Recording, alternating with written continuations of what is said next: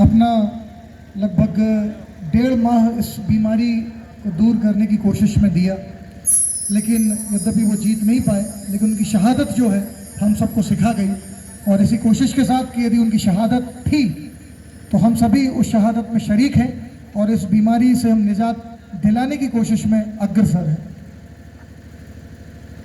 है नमन उनको कि जो यशिकाय को अमरत्व देकर इस जगत में शौर्य की जीवित कहानी हो गए।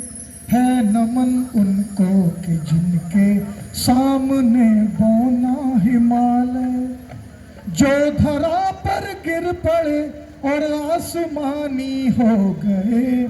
है नमन उनको कि जो यशिकाय को अमरत्व देकर। जब एक शहीद होता है तो उसके पिता की क्या स्थिति होती है, जरा गौर करें। पिता जिसके रक्त ने उज्जवल किया कुल वंश माथा, माँ वही जो दूध से इस देश की रज़तौल आई। एक बहन की स्थिति सोचें आप। बहन जिसने सावनों में भर लिया पतझर स्वयं ही। और एक मार्मिकता देखें, जब डेड बॉडी रखी है उसके घर के सामने शहीद की, तो उसका सोचना क्या है, हाथ ना उलझे कलाई से जो राखी खोल लाई। क्या बात है।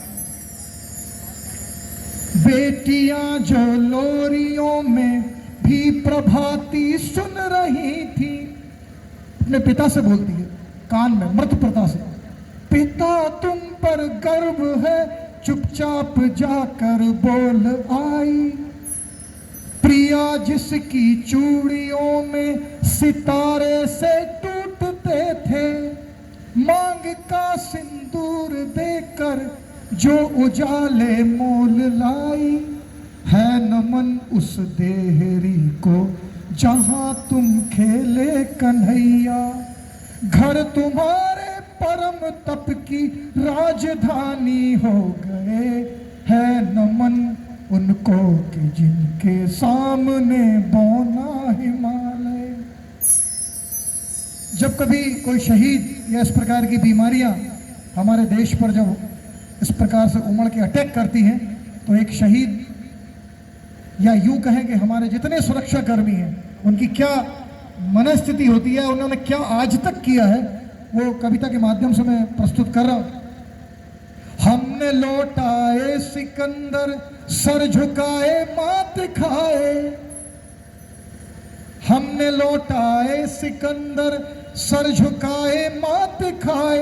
हमसे भिड़ते हैं वो जिनका मन धरा से भर गया है। हमसे वही लड़ते हैं जिनका मन अपन कहते हैं ना कि सब तुम्हारा मन भर गया क्या जमीन से, तो हमसे लड़ लो फिर। अब इस प्रकार की बीमारी तो एक अलग बात है, ऐसी बहुत सारी चीजें, ऐसे बहुत सारे अटैक, आतंकवादी अटैक होंगे, बड़ी बड़ी समस्याएं हों। जब शहीदों ने या हमारे सुरक्षा कर्मियों ने जब उसको अटैक का जवाब दिया है, तो ऊपर यमराज भी ये पूछते हैं, ये भी परेशान हो जाते हैं उसको देख के कि कोई हीरो आया है। जब मर के जब वो शहीद ऊपर जाता है तो उसको आज बोलते कौन है, उनके साथ हीरो आया है। नर्क में तुम पूछना अपने बुजुर्गों से कभी भी, उनके माथों पर हमारी ठोकरों का ही बयां है। सिंह के दांतों से गिनती सीखने वालों के आगे शीश देने की कला में क्या गजब है, क्या नया है।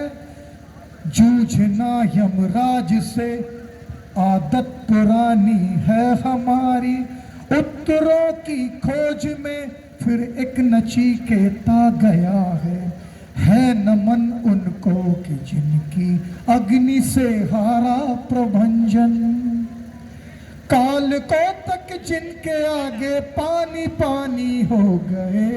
है नमन उनको कि जिनके सामने बौना हिमालय। लिख चुकी है विधि तुम्हारी वीरता के पुण्य लेखे, विजय के उद्घोष गीता के कथन तुमको नमन है।